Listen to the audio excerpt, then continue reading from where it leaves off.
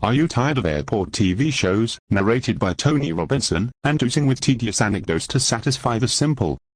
Good, because tonight we follow Sandy White, Midland Ticket Agent at London Airport, and get a no-holds-barred insight into airport life from the employee's perspective.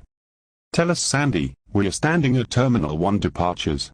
It's Sunday night, and friends, lovers, family members are waving each other off. Why all the tears? What are we talking? Long goodbyes, emigration. Is this further evidence that the ghastly recession shows no signs of abating? If only that were the case, John, it would be perfectly acceptable. But this is domestic departures, and the distraught-looking people you observe plodding through here, their eyes red raw from crying, are in fact going no further than the likes of Manchester, Newcastle, or the Isle of Man. So what you're telling me is that many of these people are merely heading off for a few days. Not so much see you next year, as see you next Tuesday. You've pretty much nailed it there, my friend.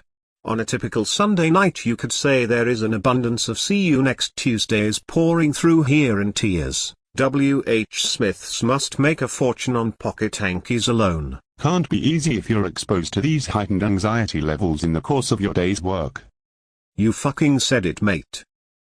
Sandy brings us for a walk through the terminal and talks about the importance of making and maintaining contacts with other airline staff. We stop by British Airways check-in where Sandy says hello to one such ally. Alright, Paulie, you're looking nice and relaxed as usual. Are any tabs on your Sunday? I'm down to me last couple. Come and see me in an hour, mate. Can take your pick between B&H and Silk Cut Purple. And this is the desk where you conduct most of your duties, is it not? That is correct. We issue tickets here, charge upgrades, reticket people when flights are disrupted and passengers misconnect. An easy number, would you say? It's a piece of piss, mate. A monkey could do it. Must be boring at times, so. Can be, but then there's the public keeping you on your toes. The airport is a breeding ground for waifs and strays. People on the edge and stuff, and that's just the staff. You don't need to be flying to come here, but it helps.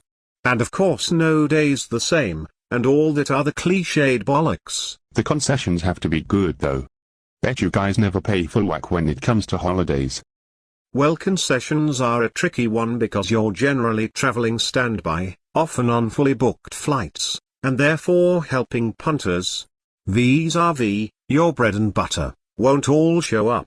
Must compromise one a bit. Happy to sell them a ticket, but wanting them to have a blowout en route to the airport. Oh, I wouldn't go that far. We're not complete animals. No, what we do weeks in advance to ensure we get on is simply book bogus seats. Yes, we call up reservations and let on we are a punter with 4 open tickets. Put on an accent. Make up some names. Ghosts we call them. Do that 3 or 4 times before your flight date and you have no worries about getting on. Last Christmas one unnamed member of staff booked 19 executive seats on one flight alone. But surely that counts as gross misconduct. Perhaps, but then to paraphrase a lesser well-known philosopher by the name of Marilyn Monroe, if I'd observed all the rules I'd never have got anywhere. This is literally the case where we airline employees' holidays are concerned. And if you don't mind me asking, what do you pay for your tickets? Half price? 10%? Anything between 25 and 30 quid will get you a return ticket to most places on Midland's network.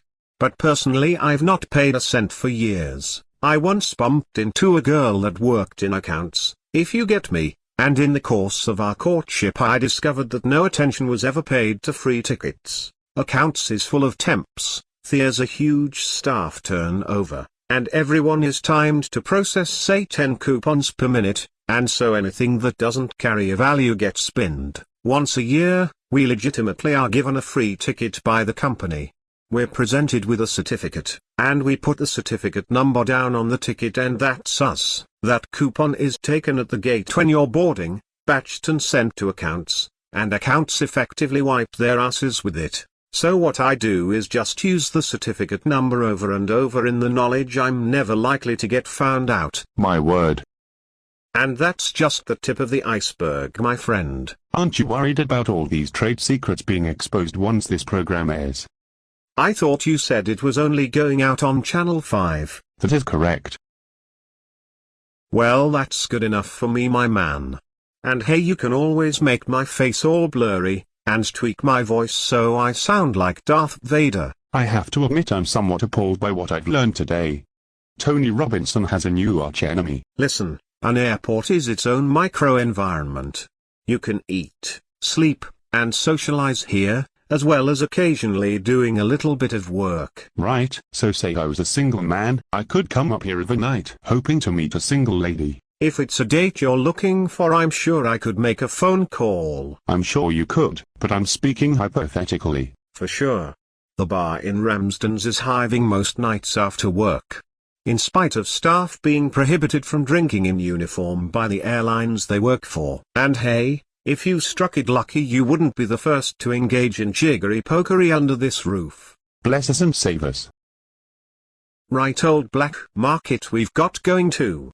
Want cheap fags or dodgy tickets? I can sort you out. If it's Class A drugs you require, Bleach in Lost Baggage is your man. For fetish porn, simply buzz down to Sanjit in Crew Dispatch on 5378. And all this takes place in an enclosed area that's amok with security cameras, supervisors and managers. Well, everyone knows the cameras are just for show, and as for superiors, they're all so preoccupied with punctuality records, absence charts, uniform standards and such, that they are indisposed to police the interesting stuff. And this must be where you come for a light refreshment, when the scamming takes it out of you. Get you, Mr. Witty. No, this is Chicken, a good pal of mine. And this is his desk. He works for one of the budget airlines. Say hello, Chicken. How the fuck are you? Now, when do I get my check?